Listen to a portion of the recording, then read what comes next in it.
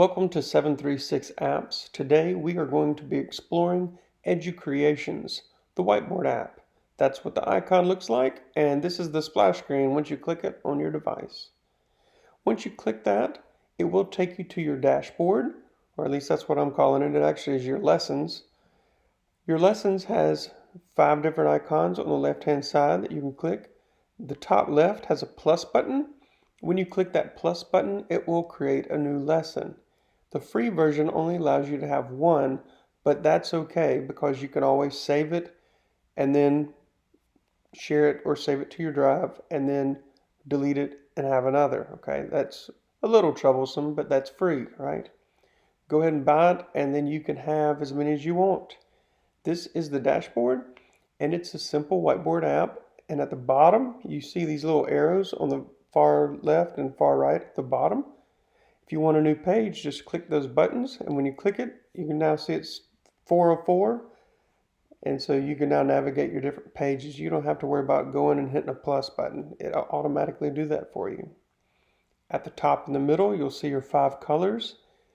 Click that, and the pencil is already highlighted, so you can use the pencil. You can draw pictures. You can write what the lesson will be about. It's nothing too crazy fancy, but it works great. The eraser also works great, so you can click on it and just undo all the mess you made. Over here at the plus, you can see that you have text, picture, and take a photo. So if you want to go ahead and click the capital A for your text, once you click on it, you can type your title. That way, if your writing is a little messy, well, that's okay. You can make up for it by just typing the words in. You can touch it, drag it around. So you can go ahead, type what you need. If you double click it, of course, you can go back and edit it. Now that we're on page 2, let's insert a photo. So click the plus, click that middle icon at the top, and select your picture. Once you do that, it just plops in there. This is a picture of Jupiter from Wikipedia. It's just a screenshot.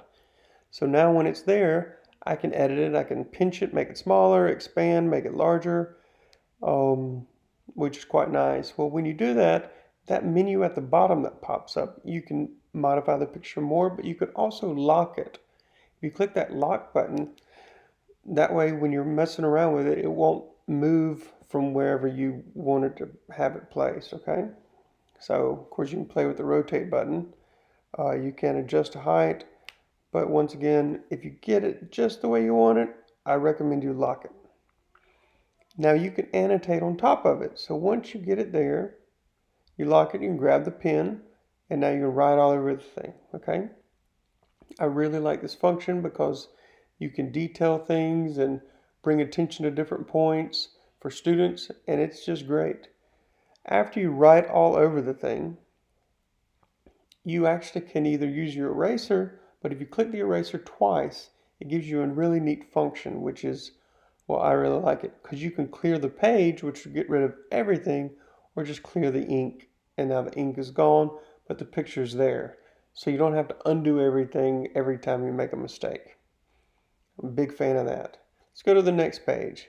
On this, I'm going to add another picture. If I click that, I can scroll down, find whatever picture I want. When I get there, I'm like, let's do the solar system, how about? So I can click on the solar system, adjust it,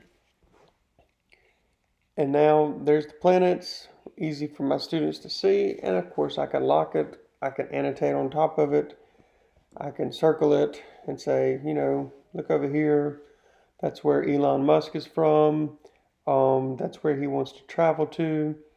It's great. So now you can scroll back to the front, and this is where you can record it, okay? So if you go back to the front of your slideshow, click that microphone at the top left.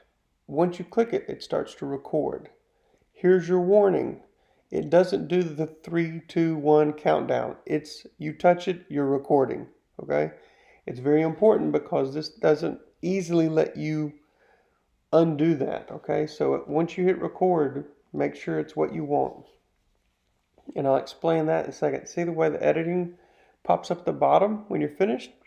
If you go to the very end, you can't shorten the video from the front end, only the back end, which is kind of a weird function. Hopefully they'll change this up before long, because you can always cut it short, but if you screw up at the beginning, well, you can't really get rid of that, okay? You could if you put it in a different video editor, but that's a lot of work.